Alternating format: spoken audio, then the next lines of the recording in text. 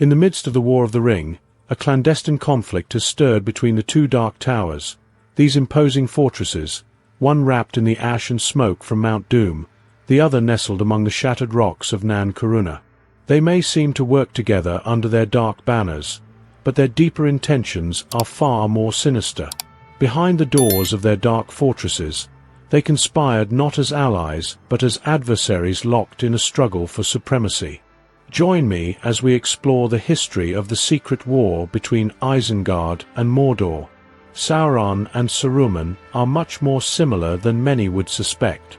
At first glance, they could not seem more different. One an imposing figure crowned in fire and shadow, the other an old man cloaked in white, speaking with a quiet authority. Yet, beneath their external forms were two remarkably similar minds that traced their origins back to a time when Middle-earth was still young. To understand them and truly grasp the nature of their similarities, we must journey through the ages of Middle-earth and return to the moment when dawn first broke. In the beginning, a vision took shape as Eru Iluvatar revealed a vision that would lead to the rise of men and elves.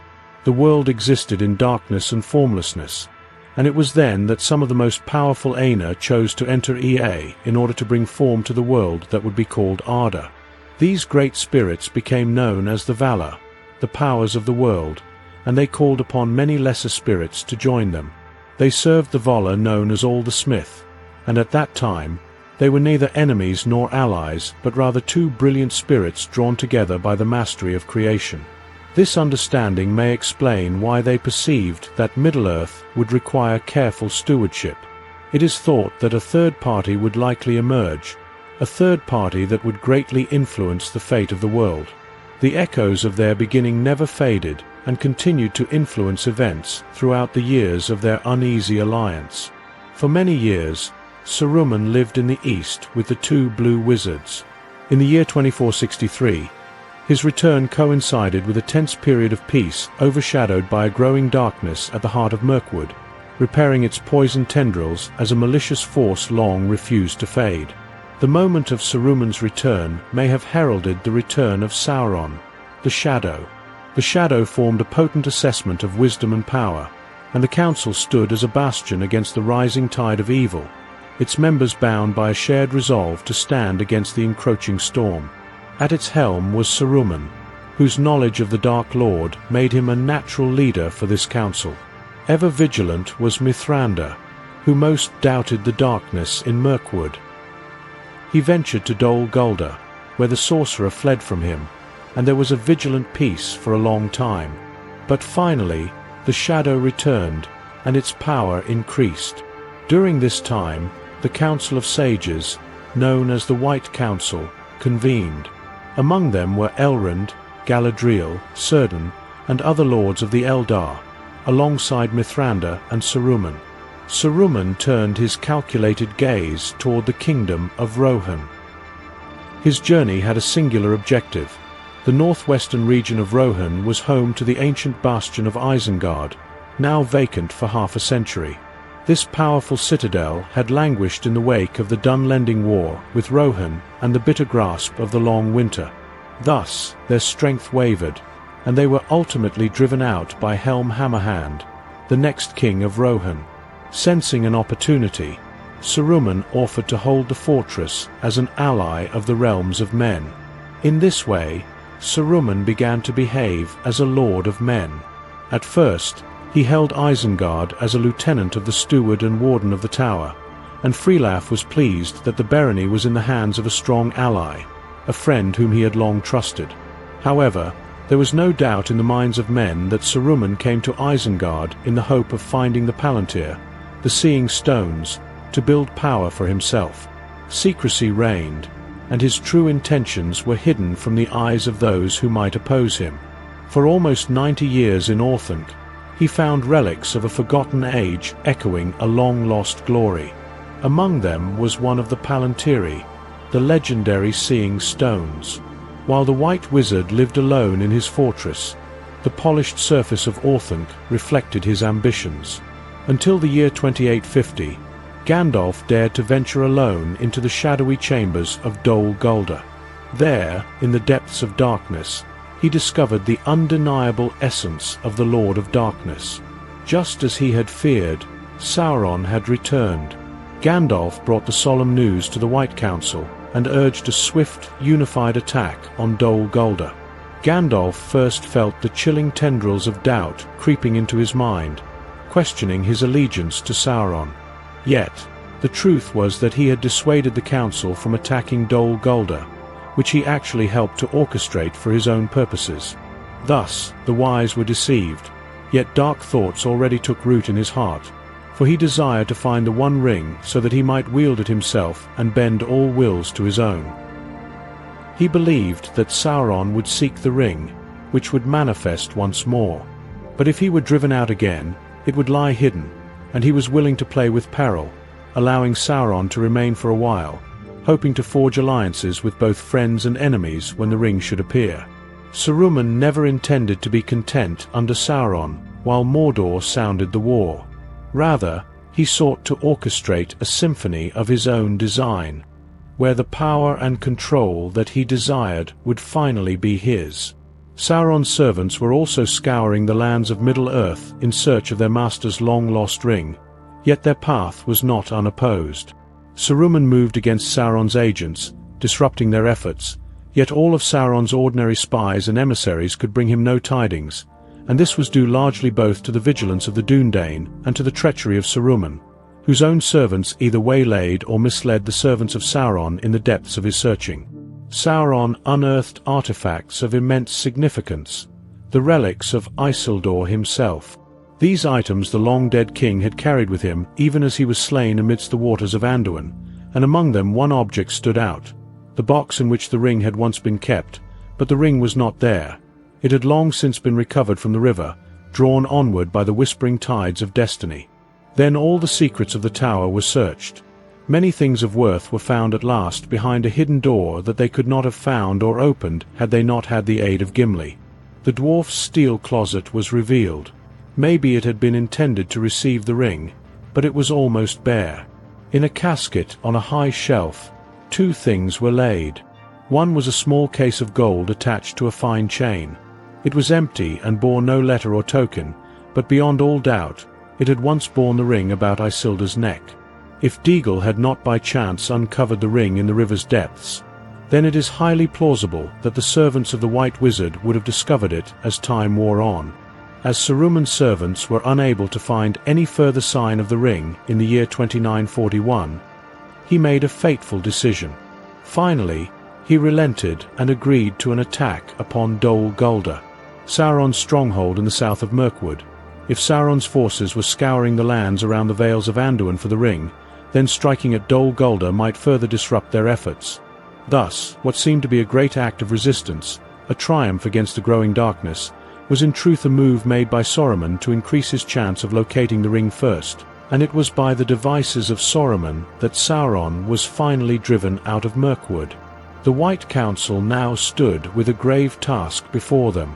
Dol Guldur was a festering wound upon the land poisoning Mirkwood with malice, and it must be cleansed, but to uproot Sauron would not be easy. It required wisdom, strategy, and above all knowledge of the enemy, and so it was Saruman the White who stepped forward as the architect of their assault. But Saruman has long studied the arts of the enemy himself, and thus we have often been able to foretold him it was by the devices of Saruman that we drove him from Dol Guldur. Saruman had ever been a thorn in the side of Sauron. It was his deep and perilous study of the enemy that gave the White Council the knowledge needed to strike against the Dark Lord, and strike they did. Their storm broke upon Dol Guldur and Sauron was cast out. But darkness does not die so easily. Sauron's shadow fled before the coming light, but he did not vanish. His essence recoiled, and passed south like a black wind back to his home of old, back to the land of Mordor. There he took up residence once more in Barad-dûr, and within the walls of his dread fortress he kept the Ethel Stone, one of the Palantiri. Through it he were his influence, his will reaching into the heart of Minas Tirith, touching the mind of Denethor,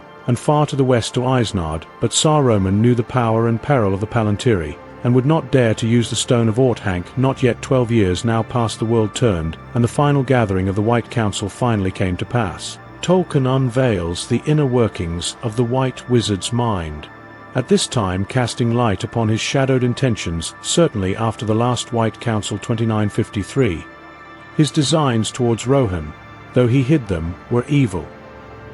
He then took Isnard for his own, and began to make it a place of guarded strength and fear, as though to rival the Barada. His friends and servants he drew then from all who hated Gondor and Rohan, whether men or other creatures more evil. Saruman now wove his own designs in secret. He called forth the scattered tribes of orcs, whispering dark promises binding them to his will. He also rallied the Dunlendings, feeding their hatred, offering them vengeance against the men of the Ridmark. By the year 2990, he began to breed a new kind of terror, a monstrous evolution of the orc. He mixed their blood with that of men, creating grotesque hybrids, and more worrisome still, he developed the uruk-hai, the mightiest of his creations.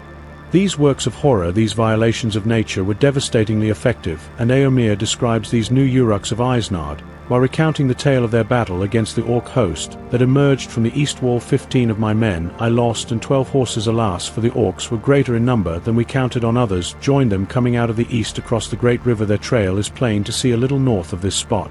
And others too came out of the forest, great orcs, who also bore the white hand of Isnard. That kind is stronger and more fell than all others due to the portrayal of the relationship between the Dark Lord and the White Wizard in the Peter Jackson movies. A common misconception has taken root. There is a scene where Sauron tells Saruman to build him an army worthy of Mordor. This has given rise to a widespread belief that Saruman built the army of uruk-hai in service to Sauron, but the truth is, Saruman did not fashion his legions only to offer them in tribute to Barada. In fact, the army of Saruman was made in order to rival the forces of the Black Land Wolves, and orcs were housed in Isnard, for Saruman was mustering a great force on his own account in rivalry of Sauron, and not in his service. His uruk-hai were not an offering, they were a challenge. They were born not to serve Mordor, but to oppose it, and as the ranks of Isnard swelled, the White Hand rose not in service of but in opposition to Sauron. Music. Saruman's fall into shadow was slow and insidious. It began in the deep places of his own mind, in the quiet corridors of Orthanc, where ambition festered unseen. Long before he ever used the Palantir for years, he resisted its mysterious allure. He had studied the dark, toyed with it, convinced himself that he could master the ring, and yet he had always held back from using the Seeing Stone. But in the year 3000 of the Third Age, the temptation became too great, and his gaze was drawn into its depths, and as he peered into the Palantir, the abyss peered back, and somewhere within that darkness Sauron the deceiver was watching. Saruman the White fell from his high errand, and becoming proud and impatient and enamored of power, sought to have his own will by force, and to oust Sauron. But he was ensnared by that dark spirit mightier than he. The Palantir does not lie, but neither did it show the whole truth, and what Saruman saw was power, an inevitable tide of darkness that would soon begin to reshape the world to reflect Sauron's vision of order, and for a time he believed that the best he could now hope for was to be offered a high place among the servants of Middle-earth's future ruler. But do not mistake Saruman's acceptance of Sauron's victory for the complete domination of his will. He was no mindless stitcher, no puppet with strings pulled by the black hand of Sauron. He still believed himself his own master. He told himself that his choice was a rational one, that his allegiance to Mordor was not submission but strategy. If Middle-earth was to fall, why should he not stand upon the side of the victor? The pact between Orthanc and Barada was never one of true loyalty. It was born of necessity, laced with suspicion, defined by the unspoken threats of one and the concealed ambitions of the other. And yet, even as he spoke of alliance, there remained within him a hunger that Sauron himself had not placed there, and as we will now discover, the desire to own a ring of power of his own would never truly leave him. In the year 318 of the Third Age, Gandalf the Grey rode with purpose to Isnard, answering the summons of Saruman the White. But when he arrived at the Tower of Orthanc, he did not find the White Wizard that he had once known. Instead, he stood before Saruman of many colors, and he was adorned in garments that shone with a myriad of hues that bewitched the eye, and upon his finger he bore a strange ring that Gandalf had never seen before.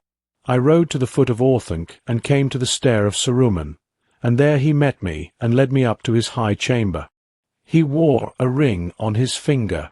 I am Saruman the Wise, Saruman the Ringmaker, Saruman of many colors. A new power is rising against it. The old allies and policies will not avail us at all. There is no hope left in elves or dying Númenóreans. This then is one choice before you and before us. We may join with that power. It would be wise. Gandalf. Saruman's ring was a token of emulation, a whisper of a darker craft with it. Saruman dared to claim the title of Ring Maker. The words are an echo, a mantle stolen from the Dark Lord himself. We have previously covered the topic of Saruman's ring in another video on this channel, and in that video we concluded that Saruman's ring, although it was forged using Sauron's ring lore, is not a true ring of power. It is, in fact, a mere nod to the craftsmanship of Celebrimbor and not a true rival to the one, and yet this lack of potency is not due to a lack of skill. Saruman was a being who once served and was shaped by the wisdom of Aule the Smith, and he possessed knowledge of ring lore that was now surpassed by only Sauron himself. If any being could hope to echo the lost arts of the Guardian, it was Saruman, but knowledge alone is not enough. There was something he lacked, a final puzzle piece. He could not place a secret he could not uncover, and that secret, that missing fragment of power, lay hidden in the black land Saruman failing to get possession of. The ring would, in the confusion and treacheries of the time, have found in Mordor the missing links in his own researches into ring lore, and before long he would have made a great ring of his own with which to challenge the self-styled ruler of Middle-earth. As we know, Saruman's bond with Barad-dûr had now stretched across 18 long years. At any point throughout this time Sauron could have aided Saruman's study of ring lore, helping him to craft a ring of true potency with which he would have been a far more formidable ally. Yet Sauron offered no such aid, because for all Saruman's feigned allegiance, Sauron saw the fire of ambition that burned within Saruman's mind, and the flickering temptation of treachery to offer him greater power was to increase the chance of rebellion. Yet, even without Sauron's aid, the ring that Saruman forged likely held some degree of potency, and the rings of power amplified the abilities of the bearer and magnified what was already present, whether it be virtue or vice. For the dwarves, their rings fed the fire of their greed, whispering of treasures buried deep in the bones of the earth, and of veins of mile that must be unearthed. But what of Saruman? What would a ring do to such a being? If the dwarves' rings kindled their avarice, then surely Saruman's ring would have spoken to his deepest yearning, the hunger not for gold, but for supremacy. The chief power of all the rings alike was the prevention or slowing of decay, but also they enhanced the natural powers of a possessor, thus approaching magic, a motive easily corruptible into evil, a lust for domination. It seems likely then that his ring could have emboldened him. It may have pushed him to betray Mordor, to cast off the shackles that bound him to Sauron, and to attempt to stand alone as master of Middle-earth when Gandalf travelled to Isengard to seek the aid of the head of his order. A dance of words unfolded, revealing much regarding Saruman's true intentions. Initially, Saruman sought to entice Gandalf into the service of Sauron before telling Gandalf that they could betray him by keeping the ring for themselves. And why not Gandalf?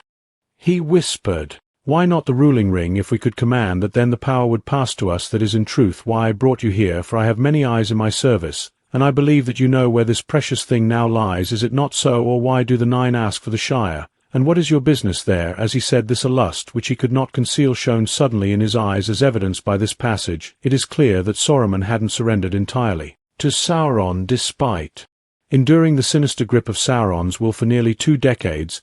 He remained an independent force. That old craving still stirred within him, a longing to possess Sauron's ring, to claim it as his own. Despite the power of Saruman's voice, Gandalf remained true to his purpose, and was consequently imprisoned and forced to languish upon the pinnacle of Orthanc for more than 2 months. But hope pierced the gloom when Goya, Lord of the Great Eagles, soared to his rescue, and as Goya bore Gandalf away to Idras, the last remnants of secrecy that shrouded Saruman's betrayal was sundered, and his treason would be revealed to all, and Sauron too perceived Saruman's disloyalty. In Unfinished Tales, we are told that Sauron was fully aware of the White Wizard's deceit. Sauron had at this time, by means of the Palantiri, at last begun to daunt Saruman, and could in any case often read his thought, even when he withheld information. Thus Sauron was aware that Saruman had some guess at the place where the ring was. Through the Palantir, Sauron perceived more than mere words and visions.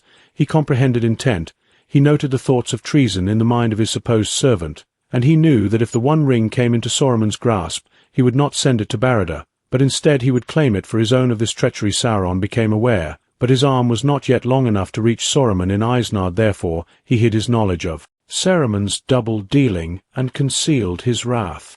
biding his time and preparing for the great war in which he planned to sweep all his enemies into the Western Sea. So it was that just 2 days after Gandalf escaped his imprisonment in Orthanc with ominous haste, the Witch King and his retinue descended upon Isnard, seeking the answers which Saruman hid from their grim master Saruman, at least knew where it might be hidden. Speed alone would now serve, and secrecy must be abandoned. The rings therefore were ordered to go straight to Isnard 2 days. After Gandalf had departed from Orthanc, the Lord of Moril halted before the gate of Isnard. Then Saruman, already filled with wrath and fear by the escape of Gandalf, perceived the peril of standing between enemies. A known traitor to both his dread was great, for his hope of deceiving Sauron, or at the least of receiving his favour in victory, was utterly lost now. Either he himself must gain the ring, or come to ruin and torment. The Witch King himself stood before the gates of Saruman's fortress.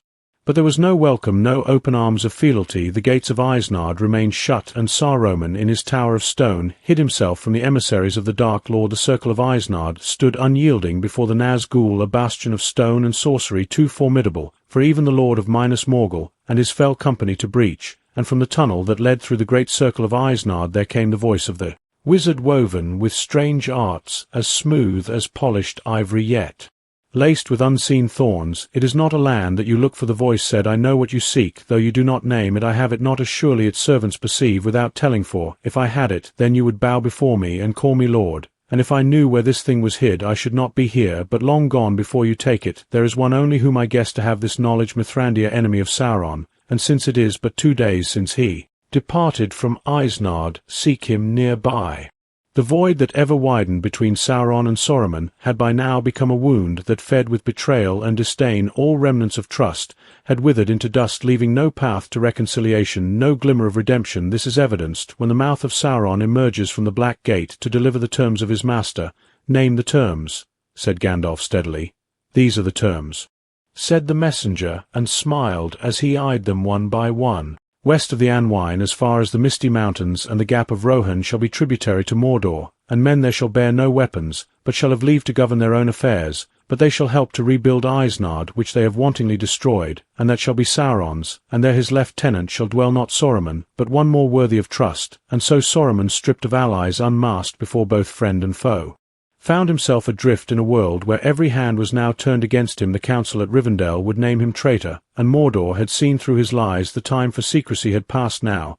He would unleash his legions upon the people of Rohan, and allow the fighting uruk-hai to speak for him with steel and blood. It is widely believed that Saruman waged war upon Rohan to aid the forces of Mordor by ensuring that the men of the Mark could not ride to the aid of Gondor when the legions of the Dark Lord descended upon Minas Tirith. However, this is actually a common misconception, as we have discovered at this point in time. Saruman knows well that he has been unmasked. The Dark Lord's eye has exposed the treachery festering within his heart. No longer does Sauron see the White Wizard as a servant, but as another enemy, one whose rebellion would not go unanswered should the Shadow claim the ultimate victory. And so Saruman fights not for the ruin of the West in service of the Dark Tower. His war is his own, driven by desperation, and by the ceaseless thirst for power. His purpose is singular, to find the ring, and to wield it against the very darkness he once feigned to serve. It is a pity that our friends lie in between, said Jimmy. If no land divided Isengard and Mordor, then they could fight while we watched and waited. The victor would emerge stronger than either and free from doubt, said Gandalf. But Isengard cannot fight Mordor unless Saruman first obtains the ring. Why then did Saruman persist with his war upon Rohan? Why spill the blood of its warriors, knowing it would serve only to weaken an ally of Gondor, and in turn strengthen the Dark Lord's grasp upon the world? The answer is actually quite straightforward. Saruman believed that the ring may be found somewhere in Rohan. The ring was his last and only chance to defeat his enemies, to rise in power and majesty above all others, and to claim dominion over all Middle-earth. So he drove his armies forward in blind desperation. His thought is ever on the ring. Was it present in the battle? Was it found? What if Theoden, Lord of the Mark, should come by it and learn of its power? That is the danger that he sees, and he has fled back to Isnard to double and treble his assault on Rohan, as you can see in the books. The tangled web between Sauron and Saruman is far more intricate than the stark depiction in Peter Jackson's films. Saruman is no mere thrall, no witless pawn in Sauron's grasp. It is true that the Palantir became a portal through which the Dark Lords will flowed, overwhelming Sauron with a power of spirit that he could not withstand. Yet even beneath Sauron's shadow, the White Wizard's loyalty was fleeting. In the end, he was faithless even to the Dark Lord. His service to Mordor was but a hollow masquerade, for Saruman's heart was ever fixated upon a single prize, the great weapon of the enemy. For in this secret war of Isnard and Mordor, victory would not belong to the greatest army nor the most cunning strategist, but to he who first seized the One Ring. Music. Thank you very much for tuning into Realms Unraveled. We would like to take this opportunity to light the beacons and call for aid. If you did enjoy this video, we would ask that you kindly click the like button below. Also, we would be very grateful if you would consider subscribing and clicking on the bell icon. And until next time, farewell, fellow explorers of Middle-earth.